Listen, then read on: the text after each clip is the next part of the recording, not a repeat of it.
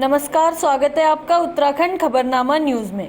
भाजपा विधायक हरभजन सिंह चीमा ने अपने कार्यालय पर आयोजित एक महत्वपूर्ण प्रेस कॉन्फ्रेंस में घोषणा करते हुए कहा कि आगामी विधानसभा चुनाव में वह विधानसभा चुनाव नहीं लड़ेंगे।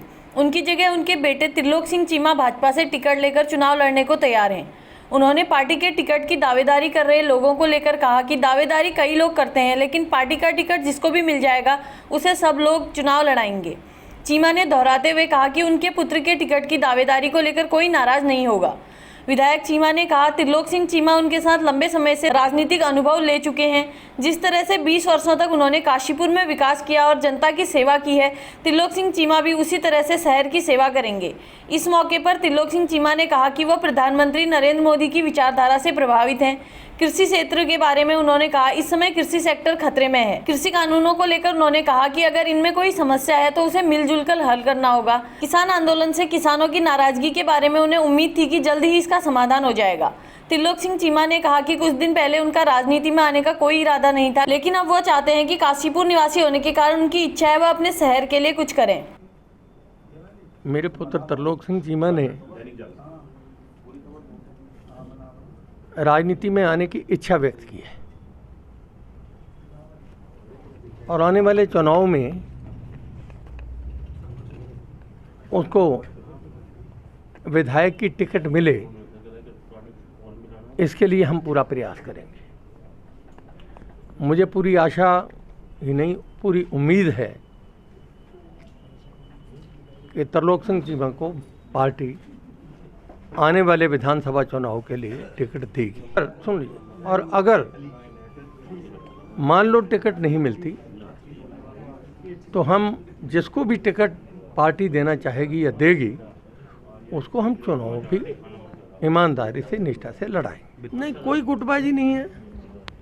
हमारी पहले भी यही रही है कि भाई जब टिकट मिलती रही हमें तो ये सब बाद में एक होकर के, थोड़े दिनों की बात होती है, थोड़ा नाराज़गी होती है, उसके बाद सब एक होकर के चुनाव लड़ाते हैं, तभी तो चुनाव निकलता है। अब भी हम कह रहे हैं, मैंने ये कहा है कि भाई अगर पार्टी मान लीजिए त्रिलोक सिंह चीमा को टिकट नहीं देती, ये जो दूसरे हमारे जो पदाधिकारी हैं पार्टी के, वो उनमें से किसी को भी अगर टिकट देती है तो हम उसको नेक नीति से, ईमानदारी से, निष्ठा से चुनाव लड़ाएंगे। संन्यास का क्या मामला हुआ? सन्यासी तो यार आप मेरे कपड़े देखिए, मेरे कपड़े सन्यासियों वाले तो हैं नहीं।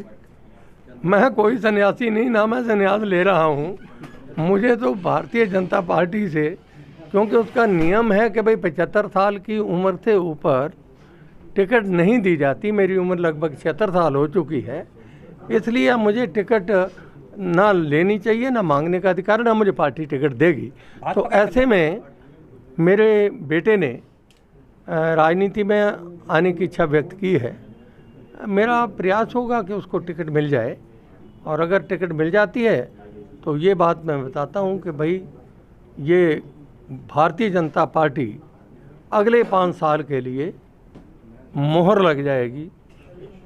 जीत बीजेपी की होगी, दूसरी पार्टियों को भागते हुए रास्ता नहीं मिलेगा। हमने कभी नहीं ऐसा कहा, हमने वंशवाद की कभी बात हमने नहीं की। अगर ऊपर से कोई बात होती है तो होती है, लेकिन हमने कोई ऐसी वंशवाद की बात कभी भी नहीं की। और वंशवाद चलता भी आया है, इसमें ले लीजिए, आपके कांग्रेस में लीजिए, शुरू से लेकर के ले लीजिए, बीजेपी में है।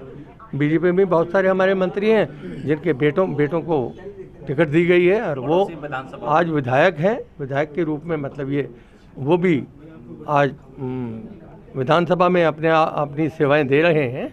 तो ऐसा मैं गलती मैं नहीं कर रहा हूँ। मेरे पुत्र ने, बेटे ने आने की इच्छा व्यक्त की है, उस इच्छा के प्रति मेरी जिम्मेदारी बनती है कि मैं उसका साथ दूँ। नहीं, कांग्रेस कहाँ जीत पाएगी भाई? कांग्रेस कहीं नहीं जीत पाएगी। मतलब परिवारवाद की बात है ना, वो तो एक परिवारवाद हो गया, एक ही परिवार चल रहा है। लेकिन यहाँ ऐसा नहीं है। यहाँ बहुत सारे मंत्री हैं, ज़्यादा से ज़्यादा मतलब ये कि अपने एक बेटे तक की टिकट मांग सकते हैं। मुझे पूरी उम्मीद है कि चुनाव से पहले हमारे प्रधानमंत्री जी इस विषय के ऊपर ऐसे किसान जो नाराज़ हैं उनके साथ बैठक करके इसका निस्तारण कर देंगे और ये सब गुस्सा नाराज़गियाँ सब दूर हो जाएंगी। चुनाव बड़े आराम से लड़ा जाएगा। काशीपुर से उत्तराखंड खबरनामा न्यूज़ की रिपोर्ट।